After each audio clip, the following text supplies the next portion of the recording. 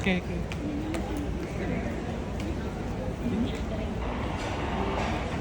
Cek. Oke, halo, selamat sore sahabat semuanya. Ketemu lagi. Udah bosan nggak? Semoga belum bosan ya.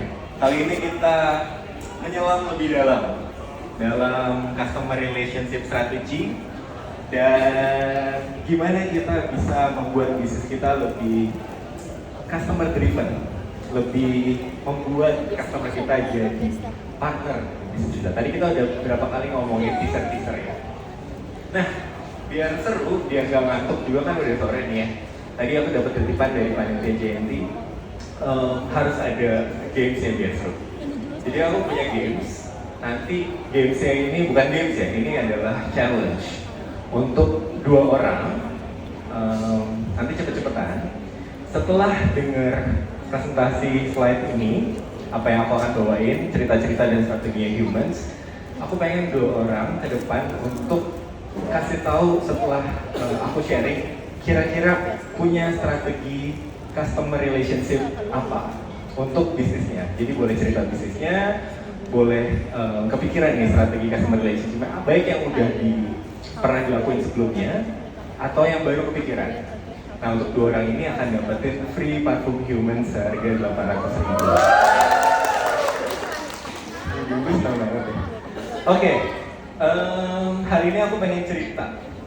Bentuknya cerita karena kita sesama entrepreneur ya. Jadi aku bukan akademisi, bukan dosen. Jadi bentuknya cerita aja apa yang udah Humans lakuin selama 4 tahun ini dan membuat Humans menjadi brand yang dikenal oleh publik sampai dengan hari ini. How to grow your brand like a human, judulnya. Gimana mengembangkan brand kita seperti manusia. Oke, next. Jadi Humans dimulai 5 tahun yang lalu, teman-teman. Saat waktu itu aku ngerasa bahwa brand parfum lokal tuh sulit dan belum ada. Jadi waktu itu sebagai anak muda yang baru mulai kerja, gajinya 3.200.000 di Bandung, punya parfum tuh rasanya sebuah hal yang eksklusif ya, terlalu luxury kayaknya.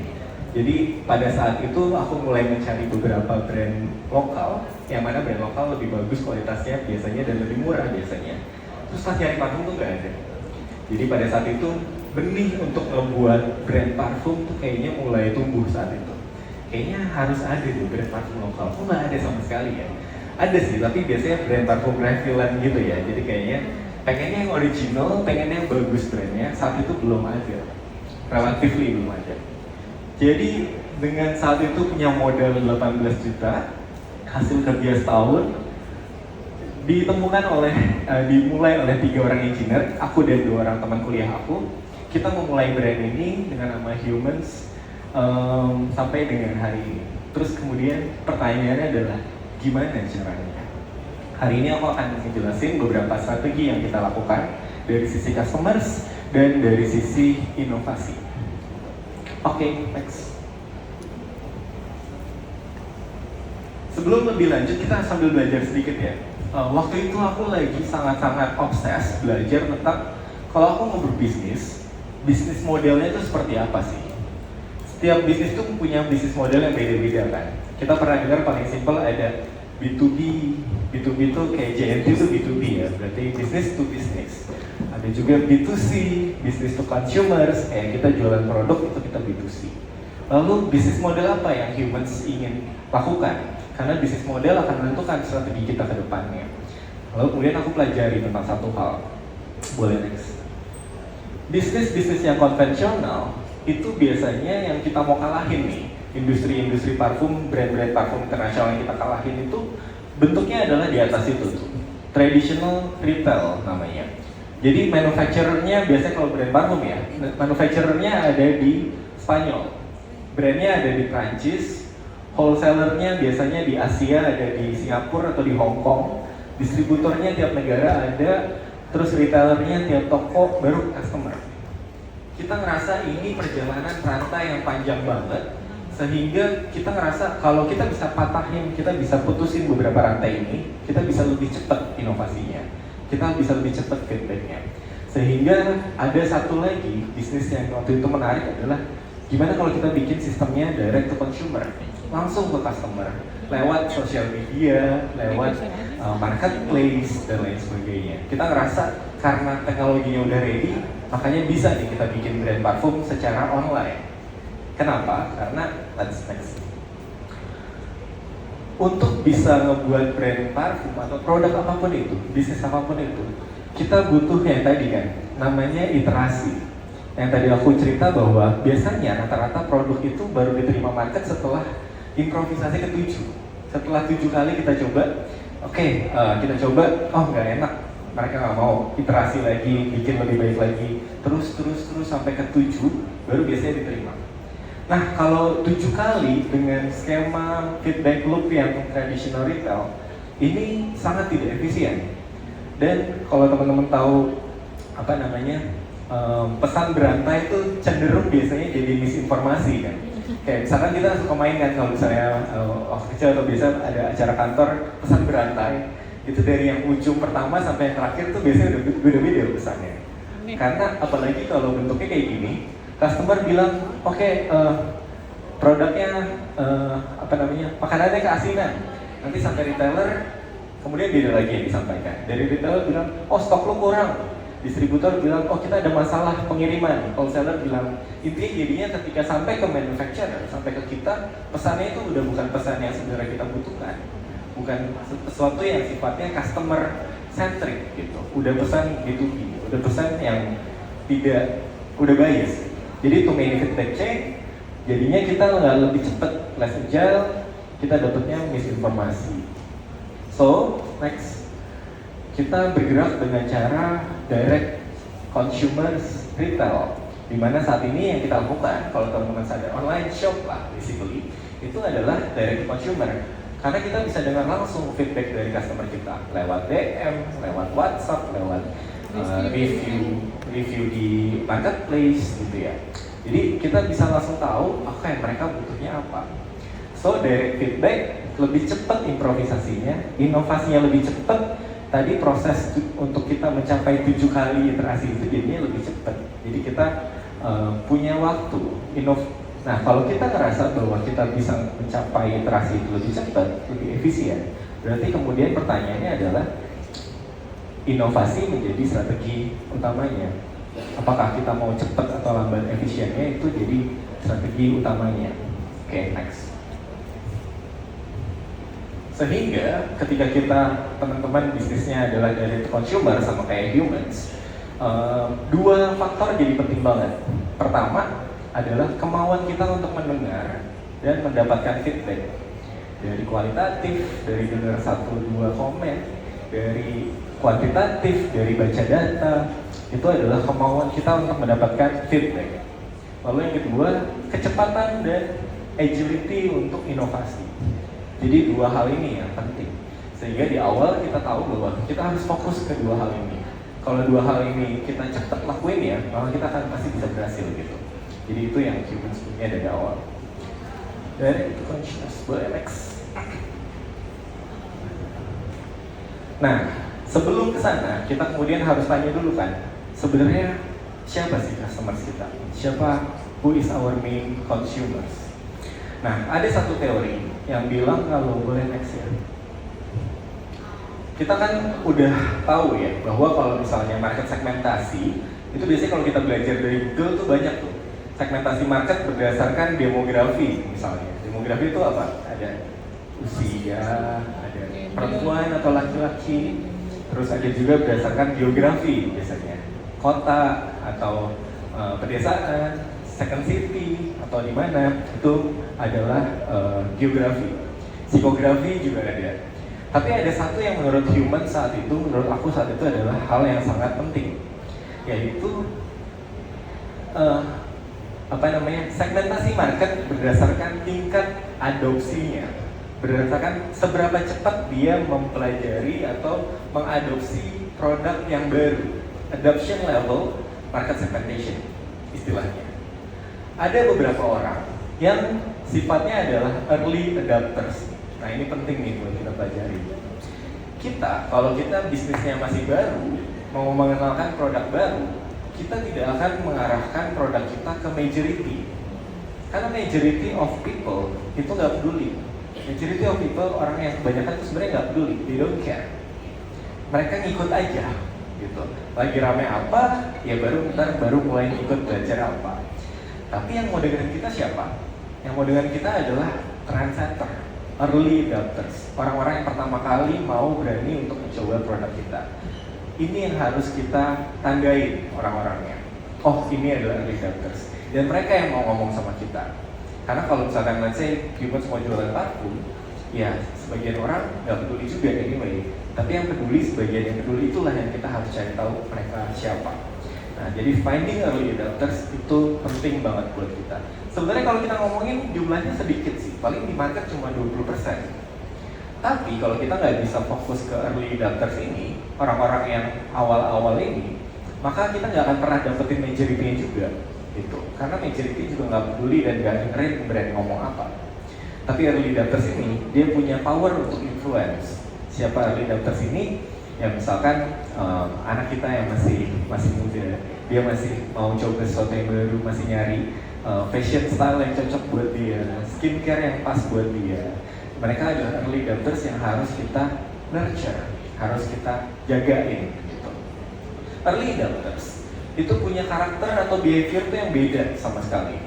Kalau misalkan majority itu ngerasa bahwa kalau misalnya dia beli produk ya udah yang trusted aja, yang market udah percaya aja, yang reviewnya paling bagus, ya udah itu yang dia pilih. Yang harganya oke lah, lumayan. Sementara early adopters strateginya beda. Early adopters itu butuh experience, mereka butuh story dan experience lah ya. Mereka butuh exclusivity juga. Jadi mereka karena mereka sifatnya adalah orang-orang yang mau ngambil resiko. Mereka ngambil resiko ya karena produknya belum ada yang nyobain, dia nyobain. Teman-temannya belum tahu, dia cobain duluan biar bisa ngasih tahu ke teman-temannya, trendsetter gitu ya. Sehingga yang mereka cari itu bukan cuma sebatas kualitas dari produknya, tapi story yang bisa mereka ceritakan. Ini yang dia suka juga. Sehingga ketika kita bikin produk kita, story jadi experience dan story jadi penting. Kalau kita ngelihat ini bahkan dipakai oleh brand-brand besar kayak misalkan Samsung atau Apple, dia ngadain kayak gini. Contoh apa yang mereka lakukan, strateginya adalah namanya strategi pre-order. Oke, jadi untuk mereka produknya mereka keluarin, biasanya di awal nggak langsung tersedia tuh di toko, pasti pre-order dulu. Siapa orang yang mau pre-order? Ya 20% early adopters ini, karena mereka mau duluan, walaupun cuma selang 1 bulan, 2 bulan, 3 bulan, tapi mereka ngerasa menjadi duluan adalah importance buat mereka, kepentingan buat mereka. Jadi inilah yang harus kita cari. Biasanya bahasa di marketing adalah niche-nya, komunitasnya. Siapa yang awal-awal yang mau kita targetin, yang punya pain point yang sama. Oke, next. Nah ini ada beberapa karakter. Mungkin kita juga bisa, aku belajar dari buku Tipping Point-nya Malcolm Gladwell. Ini ngubah pandangan aku banget sama orang-orang yang di sekitar humans dan customer-customer kita. Ada 3 karakter orang, teman-teman. Ada connector, ada maven, ada sales people. Maven itu adalah tipe orang-orang yang punya pengetahuan yang banyak banget. Dia adalah teman kita yang kalau kita mau beli gadget, kita nanyanya ke dia tuh. Karena dia paling update kalau soal gadget.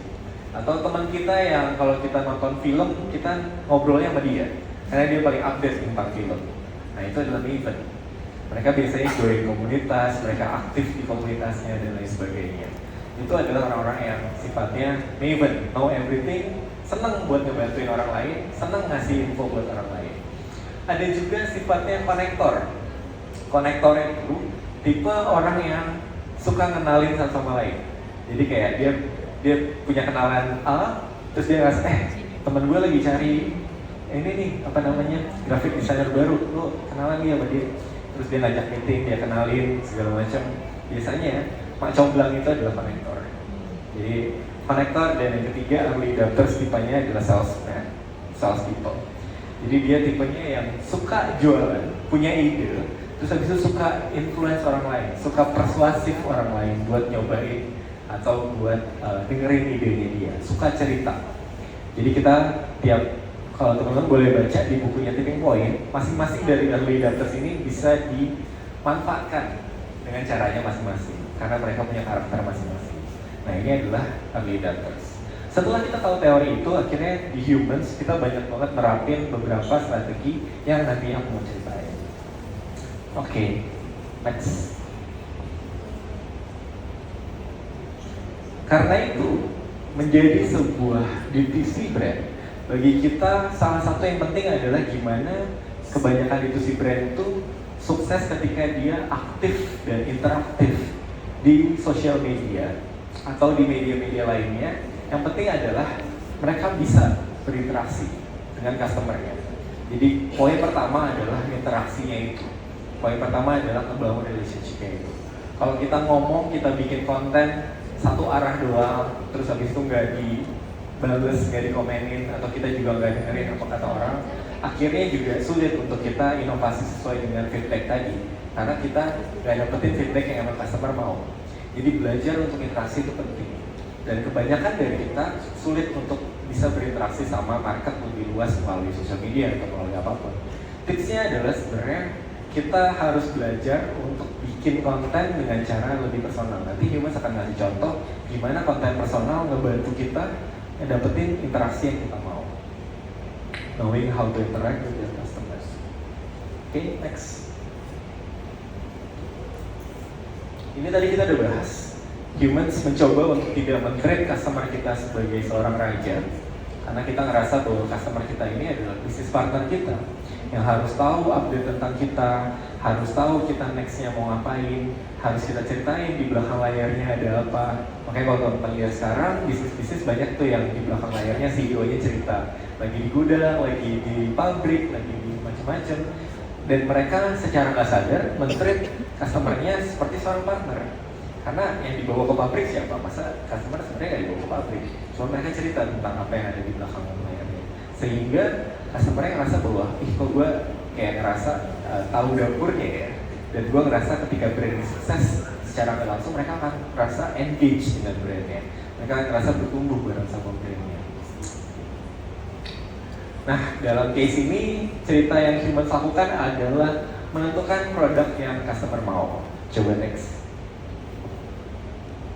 Oke, jadi kita punya satu acara tahunan.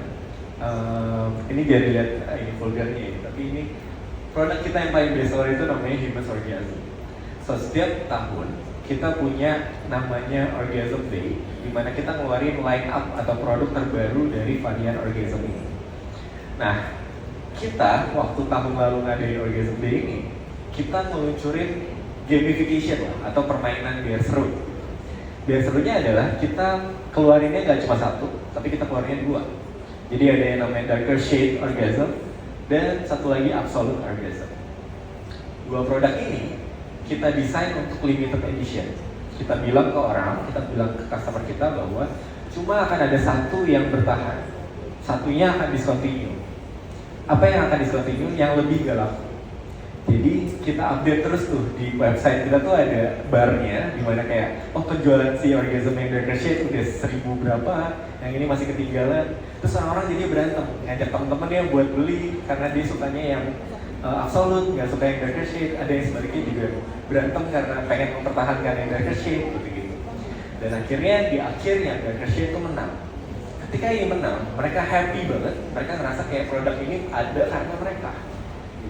So this is cara Humans untuk men-treat customer kita selayaknya partner, dimana yang ngedesain produk ini ada atau enggak adalah customer kita, bukan kita. Kita cuma mempresentasikan karya terbaik yang kita bisa bikin.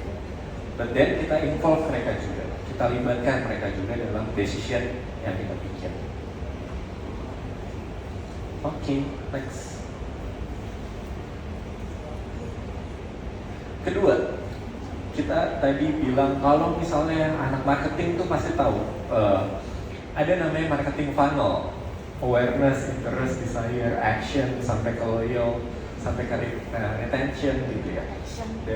Dan marketing funnel itu kan makin ke bawah makin sedikit orangnya. Jadi kalau misalnya kita pelajarin teorinya, kalau marketing funnelnya orang yang aware itu 100.000 aja, 100.000 orang yang tahu tentang produk kita, itu yang beli paling cuma 10 sampai 100. Jadi maksudnya adalah kalau kita mau bikin produk kita kejual 100, kita harus kasih tahu 100.000 orang. Itu maksudnya. Nah, kadang kita capek, kadang kita ngerasa kok banyak banget yang harus dicari tahu, yang banyak banget yang harus dikasih tahu, cuma untuk menjual karya kita 100 pieces doang gitu. Nah, kita lupa bahwa 100 orang ini, yang tadi aku bilang pas talk show, itu tuh mereka punya rahasia yang sebenarnya kita pun nggak tahu. Nah, rahasia yang kita nggak tahu ini adalah kenapa mereka mau beli produk kita. Jadi finding out, mencari tahu hal itu jadi penting banget gitu. Kenapa kemudian mereka beli produk kita gitu. Jadi di Humans di awal kita juga ngadain yang satu program namanya, boleh next. Setiap Sabtu malam tuh kita punya namanya The Dinner Project, dimana kita makan malam sama customer kita. Kita traktir mereka. Jadi awal-awal mungkin makannya masih di coffee shop pinggir jalan gitu-gitu, tapi sampai akhirnya kita bisa traktir mereka di hotel dan lain sebagainya. Pertanyaannya cuma satu, kenapa beli Humans? Kita pengen tahu kenapa kalian beli Humans. Tahunya dari mana? Kenapa milih Humans dibandingkan brand yang lain? Kenapa apa yang dia suka dari kita? Dan hal-hal ini yang kita jadikan kualitatif data untuk kita amplify, untuk kita scale. Nah, pas kita cari tahu, salah satu yang kita temukan adalah aku tuh suka, ada orang yang kemudian beli Humans terus dia bilang, aku tuh suka banget cara Humans ngebalesin komen di Instagram. Karena cara kalian ngebalesin, kita yang ngebalesin aku by the way. Waktu itu masih aku sendiri yang balesin. Karena cara kalian balesin itu bikin kalian tuh kayaknya kesannya ngerti banget dan cinta banget sama produk kalian sendiri. Nah, itu jadi satu strategi yang akhirnya aku hire orang buat tugasnya satu doang, ngebalesin komen Instagram. Jadi itu gimana kita mensistemasi sebuah finding yang kita temukan dari customer kita. Akhirnya ada tuh satu job desk yang balasan tugasnya cuma ngebalesin komen di sosial media. Karena itu penting ternyata. Tadinya aku nggak tahu kalau itu penting. Kalau nggak dicari tahu. Gitu. Makanya The Dinner Project ini penting dan prinsip yang Humans punya, ngobrol 50% lebih banyak dengan customer dibandingkan kita ngobrol di dapur terus-terusan. Karena kemudian kita nggak tahu apa yang mau kita masakin buat customer kita.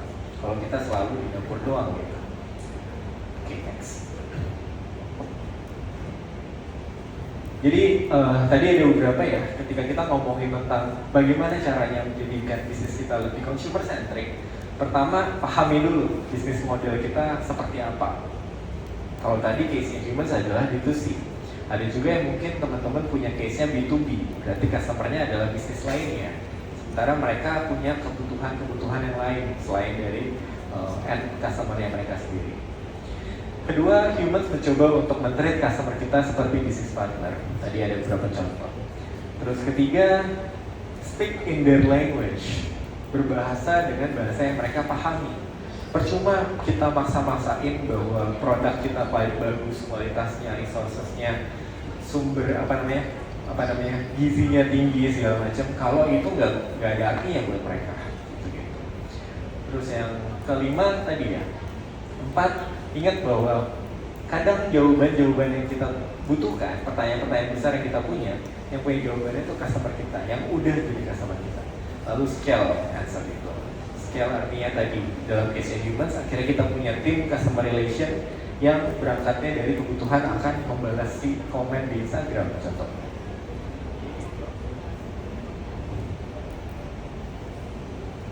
Nah, setelah kita tahu tadi beberapa cara untuk membuat strategi consumer feedback jadi lebih optimal, terus yang kemudian gak cukup kalau kita cuma dengerin doang kan, tapi kita nggak ngapa-ngapain. Lalu yang kedua yang menjadi penting adalah gimana kita punya kecepatan dalam inovasinya, the speed of innovation.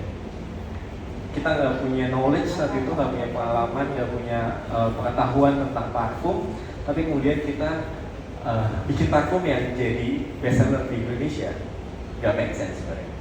Tapi gimana caranya? Ini ada lagi kita pelajaran berikutnya. Boleh next. Oke, jadi ini diambil dari bukunya Lean Startup namanya. Ada yang nulis namanya Eric Ries. Cuman basically dia bilang kebanyakan dari business decision, keputusan bisnis yang kita ambil itu cuma berdasarkan hipotesis doang. Dan dia bilang kalau ini tuh egois. Hipotesis tuh artinya kita nggak ngebuktiin sebelumnya, tapi kita cuma mikir kayaknya orang akan suka deh kalau kita jualan produk parfum dengan harga 300.000. Apakah itu benar atau enggak? Nggak bisa ditentuin, nggak bisa dicari, divalidasi kecuali kita udah launching produknya, kecuali kita buktikan sendiri. Jadi kita harus buktiin itu tanpa overcommit. Nah ini overcommit juga salah satu key strategi, key yang harus kita ingat. Kadang kita ngerasa, oh kita kalau produksi jumlahnya banyak nih, kalau kita produksi 100 kilo, harganya lebih murah daripada kalau kita produksi cuma 10 kilo. Tapi kita belum yakin apakah demand-nya ada. Dan kita pikir, yang penting lebih murah dulu supaya bisa dapat profit lebih besar. Itu juga salah. Karena yang harus kita uji pertama adalah demand-nya ada atau enggak. Orang mau atau enggak. Karena kebanyakan market juga bukan beli sesuatu yang sifatnya, nih ya, ini juga yang prinsip yang aku punya. Market tuh nggak beli produk yang mereka butuhkan. So, customer tidak membeli produk yang mereka butuhkan. Customer membeli produk yang mereka inginkan. Kalau misalkan customer cuma beli produk yang mereka butuhkan, kayak KFC, McD, fast food tuh nggak laku. Karena mereka tahu itu nggak bagus buat kesehatan. Atau ayam-ayam yang pinggir jalan gitu-gitu yang mungkin nggak bersih itu nggak laku. Tapi customer tidak beli sesuatu yang mereka butuhkan, mereka beli sesuatu yang mereka inginkan. Sementara kita, businessman atau manufacturer atau produsen, kita biasanya ngeluarin produk yang kita rasa orang butuhkan, yang mereka butuhkan belum tentu mereka inginkan. Jadi itulah kenapa harus kita uji coba dulu, harus kita launch dulu dan jangan overcommit. Oke, next.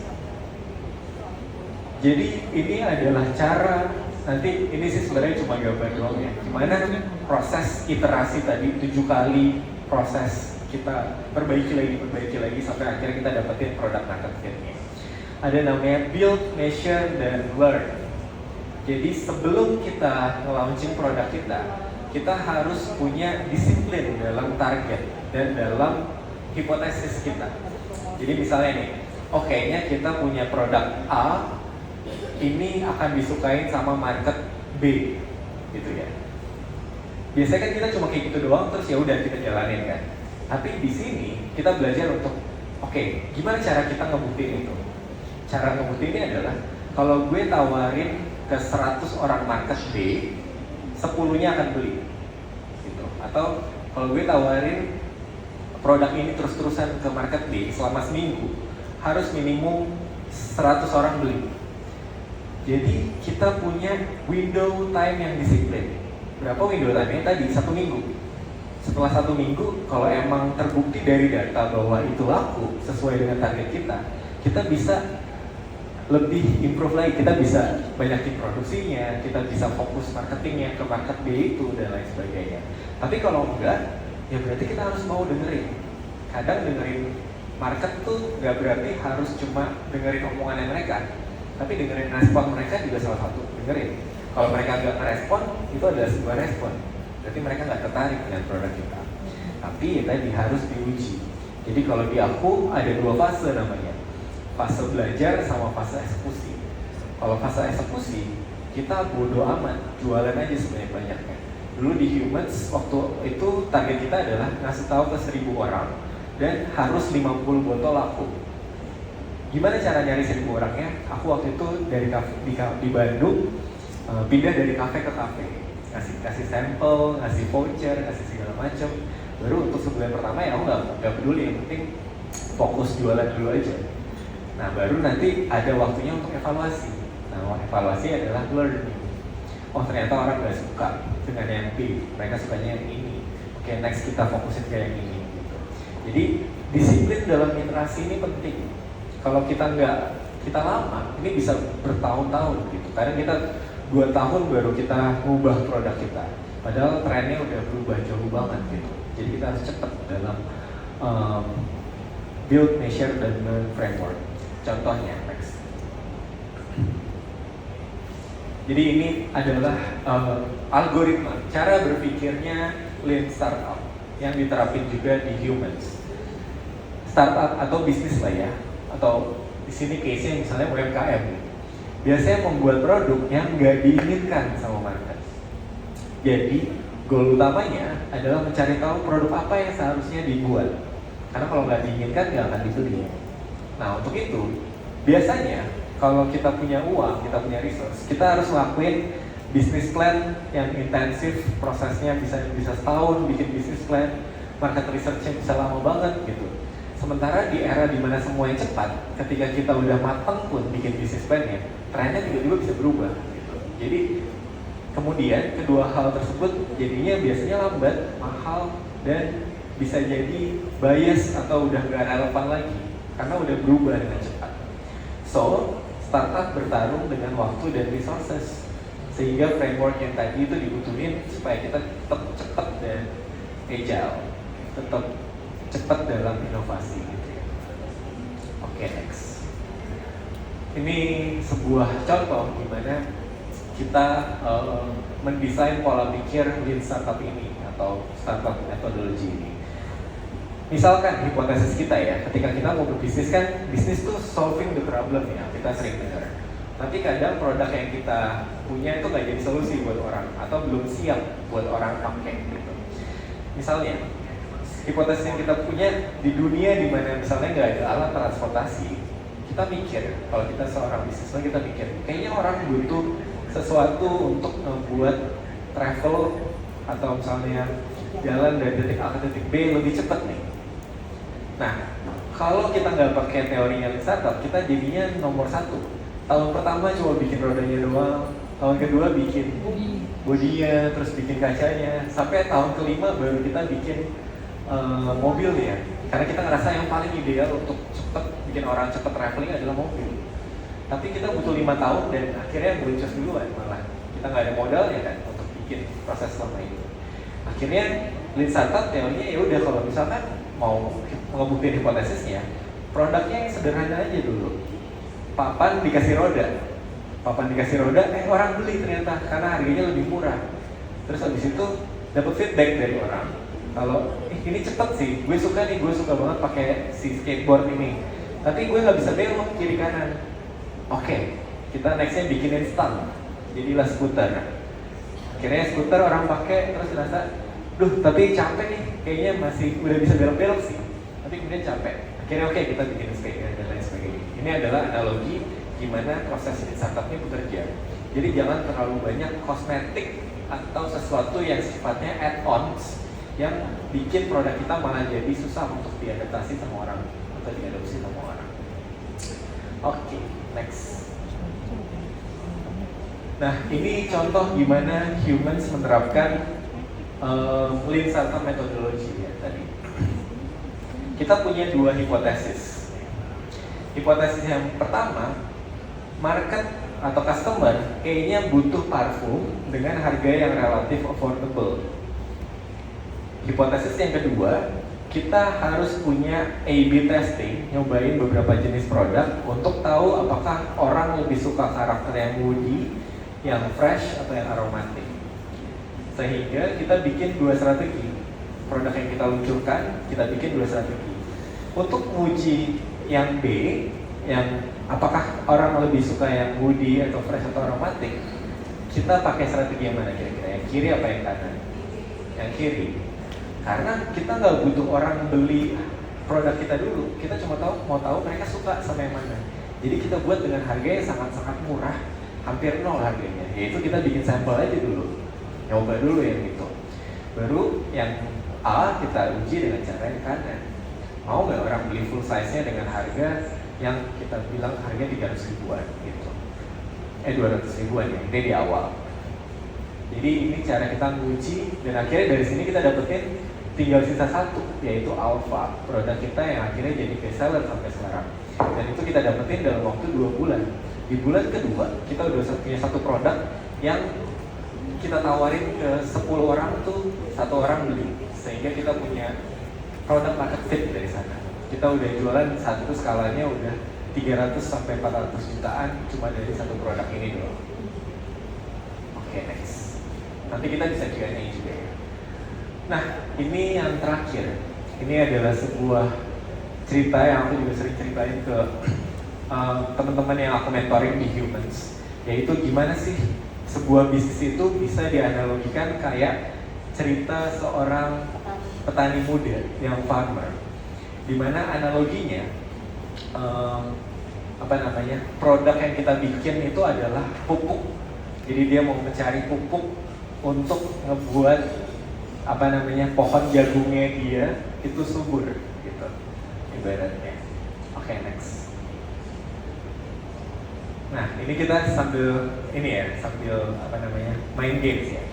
Kira-kira kalau misalkan tadi ya background story-nya dia mau mencari sebuah pupuk untuk ngebuat tanaman jagung dia, ladang jagung dia itu bisa subur. Kira-kira dia nanti akan ke kiri atau ke kanan? Kiri. Kira-kira dia akan beli benih 1 ton, pupuk 1 ton, langsung uji di lahan kosong yang dia punya, atau dia beli benih jagung 1 kilo dan pupuk 1 kilo aja dulu, terus nguji di halaman rumah dengan karakter tanah yang sama?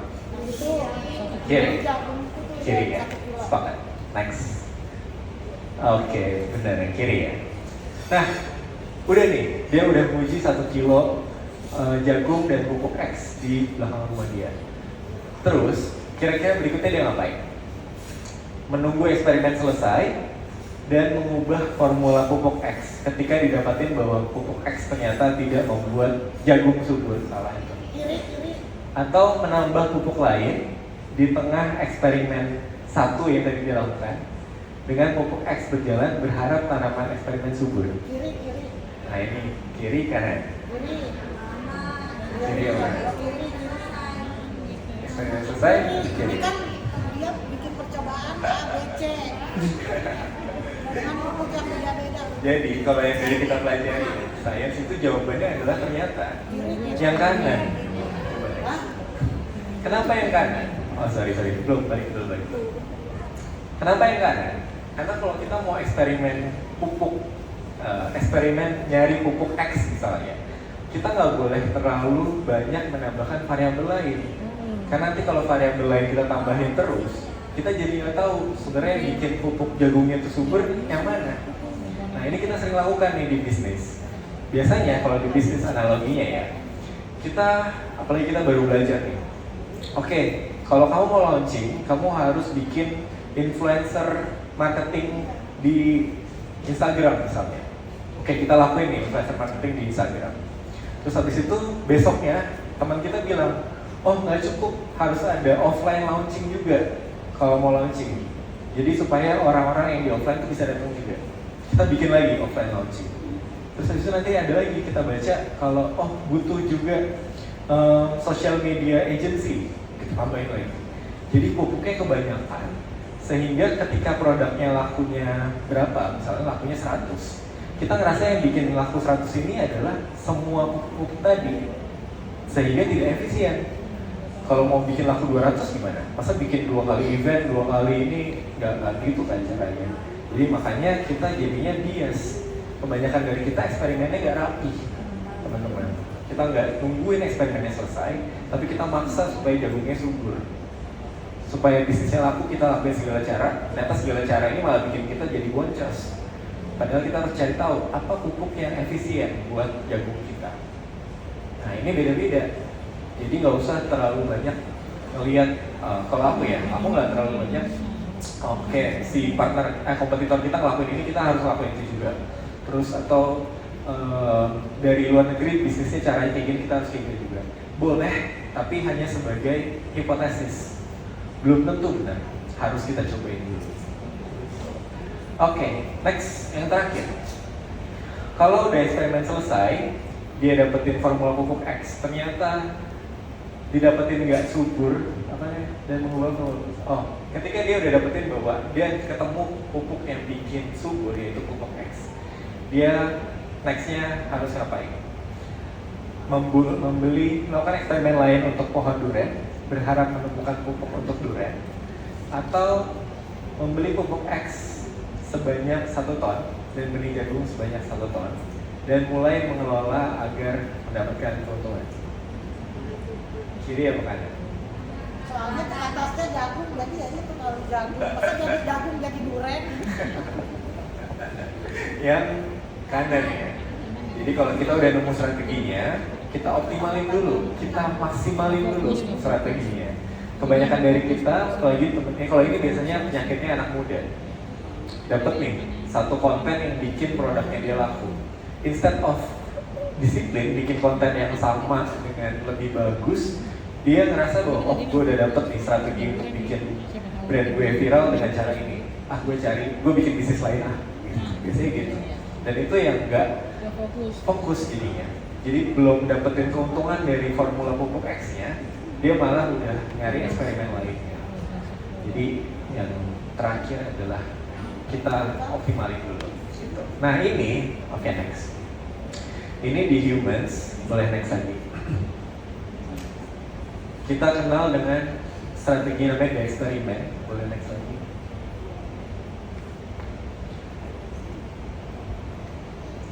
Oke, next lagi. Eksperimen tadi adalah nyari pupuknya dulu. Apa pupuk yang cocok buat bisnis kita? Pupuk ini artinya adalah produk, artinya adalah strategi marketing, artinya adalah bisnis model. Pokoknya ini adalah pupuknya. Gitu. Jadi ketika kita di awal, kita buktiin dulu pupuknya dengan skala yang lebih kecil, gitu ya. Oke, itu eksperimen. Dan yang kedua adalah next.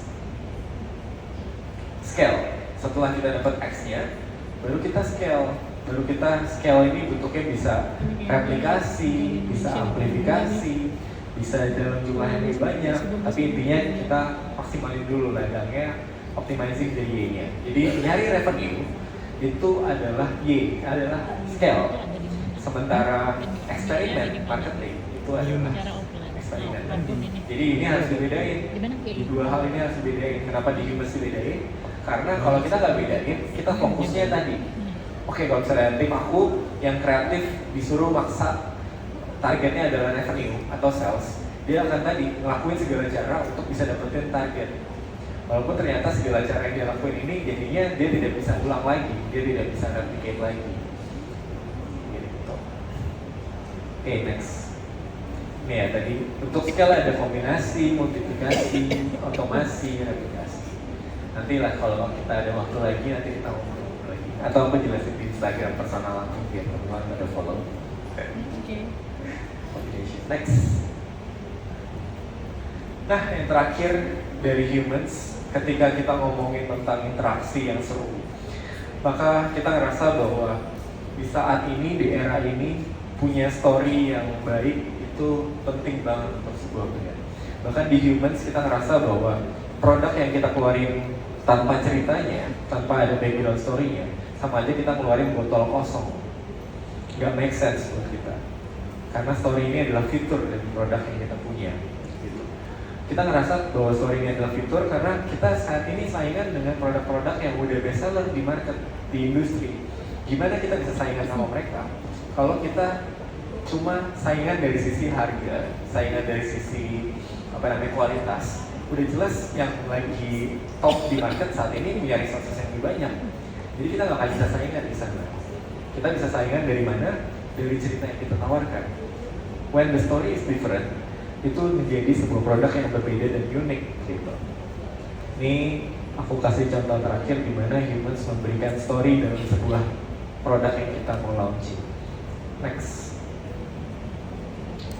Oh ya, aku juga bilang prinsip kita juga, if you can write a good story, you can sell anything. If you can sell anything, you can be anything. Baik mau jual produk, jual ide, jual gagasan, jual apapun, it starts from telling a good story. Yang terakhir, contoh kita launching produk kita dengan sebuah cerita. Boleh next. Tapi tau gak apa yang dia lakuin setelah dia dibunuh? Cinta kali ya? Atau terakhir dirinya?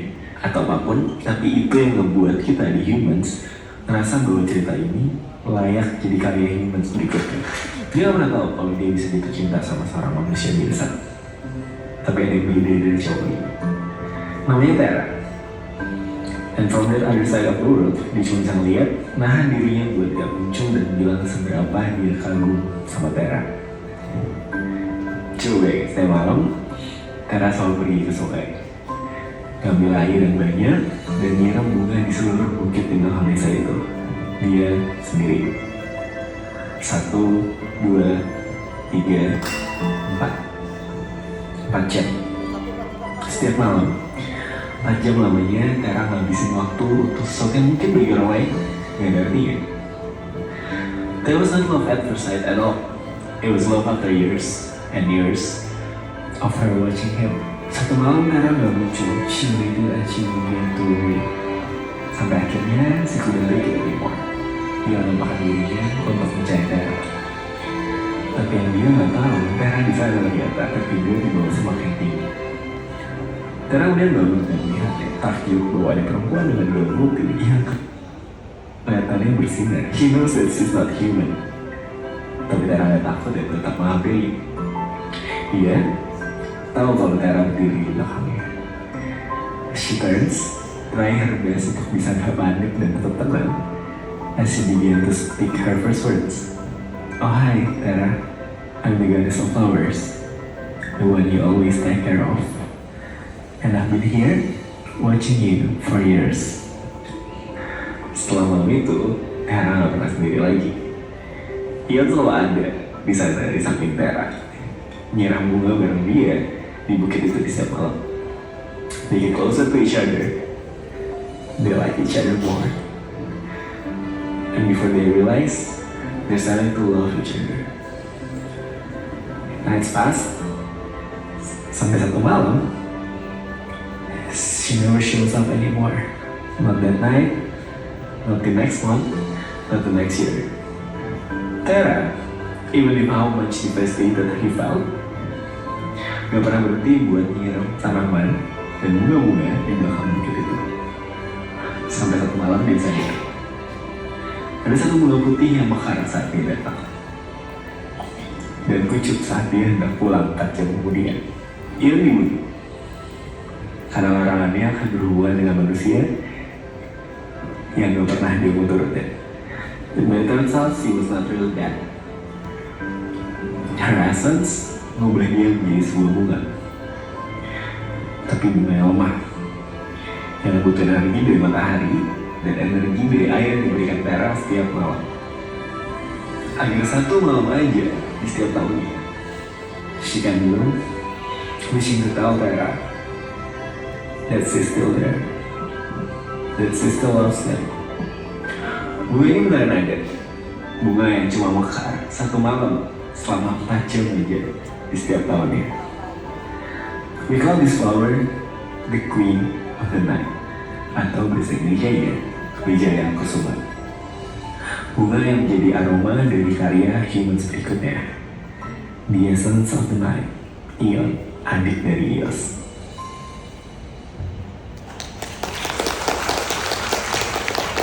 Cerita itu viral banget, teman-teman. Lebih dari 1 juta orang yang nonton di Twitter, di share segala macam. Dan kita dapetin sales dari produk itu saat kita launching itu 1,5 miliar dalam 1 jam. Jadi boleh next lagi. Jadi pesan aku yang terakhir sih story really sells. Dan tadi teman-teman aku kasih contoh gimana Humans memanfaatkan cerita untuk bisa membuat produk kita unik gitu. Karena sebenarnya wangi Wijaya Kusuma itu kalau teman-teman cium nggak beda jauh sama wanginya melati atau white flowers lainnya, bunga putih soalnya. Tapi cerita yang dia punya menjadikan produk ini sangat-sangat spesial gitu. Dan ya itu yang kita lakukan di Humans, yang membuat Humans di setiap produknya menjadi punya keunikannya sendiri gitu. Dan terakhir aku pengen bilang tadi membahas yang gimana kita membuat bisnis kita jadi purposeful, menjadi punya mimpi yang lebih dari event sekedar cuma dapetin uang. Nah tapi sebelumnya tadi teman-teman notice mungkin ya, kok Humans ngomongnya campur-campur bahasa Indonesia bahasa Inggris. Itu salah satu gimana kita memahami market kita. Market kita tuh kebanyakan anak-anak jaksel, sehingga mereka nggak masalah untuk ini kita di jaksel ya, jadi mereka nggak masalah untuk justru mereka lebih rasa akrab, lebih rasa dekat dengan kita kayak oh ini bahasa sehari-hari mereka gitu.